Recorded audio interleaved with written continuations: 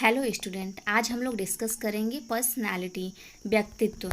व्यक्तित्व का अंग्रेजी रूपांतरण है पर्सनालिटी, जो लैटिन शब्द पर्सोना से बना हुआ है। पर्सोना का अर्थ होता है मुखौटा। उस समय व्यक्तित्व का जो तात्पर्य होता था वो बाह्य गुणों से लगाया जाता था, मतलब जिसकी वेशभूषा अथवा दिखावे के आधार पर परिभाषित किया जाता था। जिस व्यक्ति का पहनावा अच्छा होता था उसका व्यक्तित्व अच्छा तथा जिसका साधारण होता था उसका व्यक्तित्व अच्छा नहीं माना जाता था। इस विचारधारा को अमान्य कर दिया गया। धीरे धीरे व्यक्तित्व की 49 परिभाषाएं प्रस्तुत की गई। उसके बाद 50वीं परिभाषा सभी परिभाषाओं का विश्लेषण करने के बाद आलपोर्ट ने 1937 में दी थी। आलपोर्ट ने जो परिभाषा प्रस्तुत की थी 50वीं परिभाषा थी और ये आलपोर्ट ने दी थी 1937 में। इस परिभाषा में था कि व्यक्तित्व व्यक्ति के भीतर उन मनोशारीरिक तंत्रों का गतिशील या गत्यात्मक संगठन है। ये दो वर्ड बहुत ही ज़्यादा इम्पॉर्टेंट है, कभी वर्ड से भी पूछ देता है ये किसके परिभाषा में है, जो वातावरण में उसके पूर्व समायोजन को निर्धारित करते हैं। व्यक्तित्व की सबसे मान्य परिभाषा है, जिसको माना जाता है अभी तक मान्य है, वो व्यक्तित्व व्यवहार के उस विशेष पैटर्न से है जिसमें चिंतन एवं संवेग सम्मिलित है, जो प्रत्येक व्यक्ति की जिंदगी की परिस्थितियों के साथ होने वाले समायोजन का निर्धारण करता है। ये दिया था वाल्टर मिशेल ने। अगर पूछेगा कि व्यक्तित्व की सबसे मान्य परिभाषा किसने दी थी, तो ये वाल्टर मिशेल ने दी थी। गिलफोर्ड के अनुसार व्यक्तित्व गुणों का समन्वित रूप है। वुडवर्थ के अनुसार व्यक्ति के व्यवहार की एक समग्र विशेषता ही व्यक्तित्व है। यहाँ पर जो वाल्टर मिशेल की परिभाषा उसमें दो वर्ड मेन है, चिंतन एवं संवेग, और जो हमारा आलपोर्ट की परिभाषा है उसमें गतिशील या गत्यात्मक संगठन। ये दो वर्ड इम्पॉर्टेंट है। अब हम पढ़ेंगे व्यक्तित्व को प्रभावित करने वाले कारक। व्यक्तित्व को प्रभावित करने वाले कारक है जैविकी और वातावरणीय। जैविकी हमारा होता है वंशानुक्रम, मतलब कि जो हमें वंशानुक्रम से हमें जैसी पर्सनालिटी मिली है, जो हमारा व्यक्तित्व है।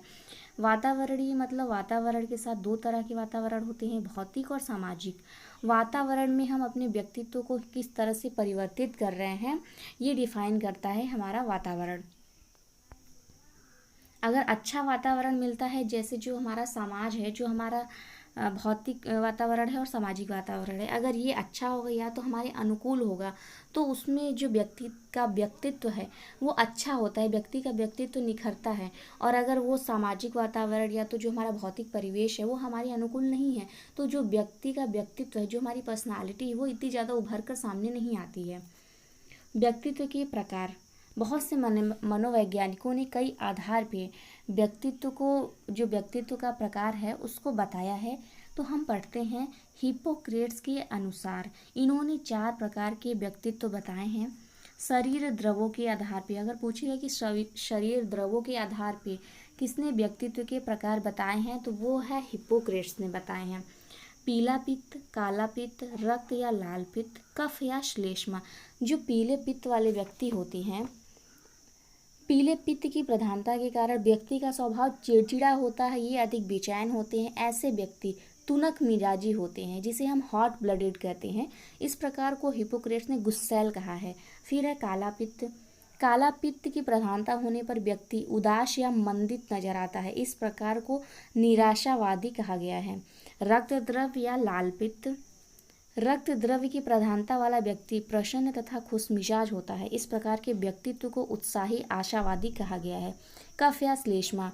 कफ या श्लेष्मा की प्रधानता वाले व्यक्ति का स्वभाव शांत होता है तथा इसमें निष्क्रियता रहती है, इनएक्टिवनेस अधिक पाई जाती है। इस तरह के व्यक्ति को विरक्त प्रकार कहा जाता है। तो ये था हिप्पोक्रेट्स के अनुसार, जो कि शरीर द्रवों के आधार पे व्यक्तित्व के 4 प्रकार बताए थे, पीला पित्त, काला पित्त, रक्त पित्त या कफ या श्लेष्मा।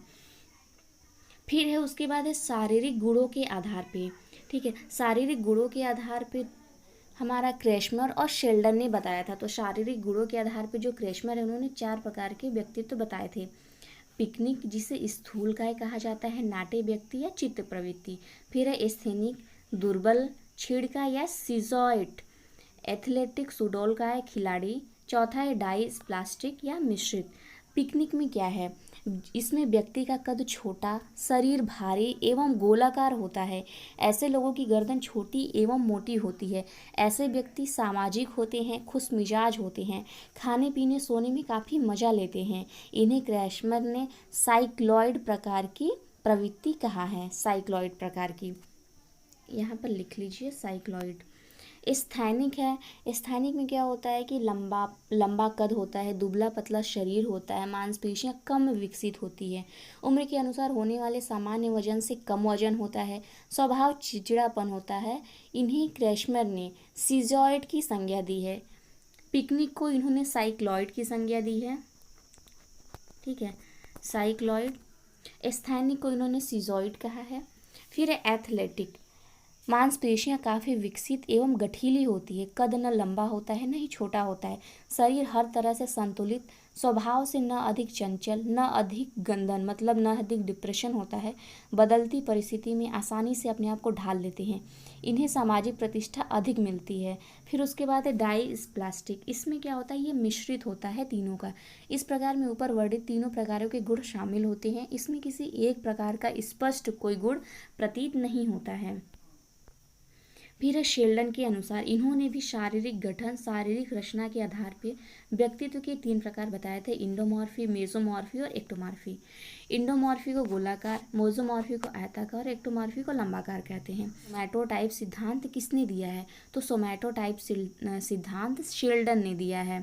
इंडोमॉर्फी में क्या होता है, इस प्रकार के व्यक्ति मोटे एवं नाटे होते हैं, इनका शरीर गोलाकार होता है, ये आराम पसंद, खुश मिजाज, सामाजिक तथा खाने पीने के शौकीन होते हैं। यह प्रकार क्रैशमर के पिकनिक से मिलता है।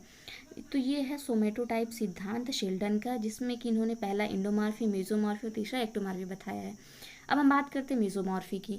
इस प्रकार के व्यक्ति की हड्डियां एवं मांसपेशियां काफ़ी विकसित होती है, शारीरिक गठन सुडौल होता है, ये लोग दूसरे लोगों का आनंद उठाते हैं। यह क्रैशमर के एथलेटिक से मिलता जुलता है। फिर है एक्टोमॉर्फी।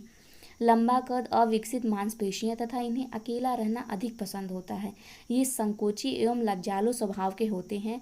यह क्रैशमर के स्थैनिक प्रकार की तरह के होते हैं। ये था शेल्डन का इंडोमॉर्फिक, मेसोमॉर्फिक और एक्टोमॉर्फिक व्यक्तित्व के प्रकार। फिर है स्प्रेंगर के अनुसार, स्प्रेंगर ने मूल्यों के आधार पर 6 प्रकार के व्यक्तित्व बताए हैं, सिद्धांतवादी, राजनैतिक, सामाजिक, सौंदर्यात्मक, धार्मिक और आर्थिक। सिद्धांतवादी कौन होते हैं, जैसे हो गए कवि, जो अपने सिद्धांतों पर ही चलते हैं, जो अपने बनाए हुए गाइडलाइंस पर ही चलते हैं। फिर है राजनीतिक। सामाजिक है, जो समाज में प्रतिष्ठा प्राप्त करते हैं। सौंदर्यात्मक। धार्मिक, जो धार्मिक पे विश्वास करते हैं। और आर्थिक। ठीक है, ये है व्यक्तित्व के 6 प्रकार जो स्प्रेंगर ने दिए हैं। न्यूमैन व बर्टन के अनुसार इन्होंने 2 प्रकार के व्यक्तित्व बताए हैं, विश्लेषणात्मक और संश्लेषणात्मक। फिर है फ्रेडमैन व रोजमैन के अनुसार इन्होंने 2 प्रकार के व्यक्तित्व बताए हैं, टाइप ए और टाइप बी। टाइप ए में उन्होंने बताया है कि जो उसमें व्यक्ति होता है वो बहुत अधिक तनाव महसूस करता है, मतलब खुद बहुत ज़्यादा तनावग्रस्त रहता है हमेशा। जो टाइप बी का व्यक्ति होता है बहुत ही ज़्यादा मस्तमौला होता है, उसे किसी चीज़ से कोई फ़र्क नहीं पड़ता है, कुछ भी हो रहा है, जो घटित हो रहा है नहीं हो रहा है, उन्हें किसी चीज़ से कोई लेना देना नहीं होता है।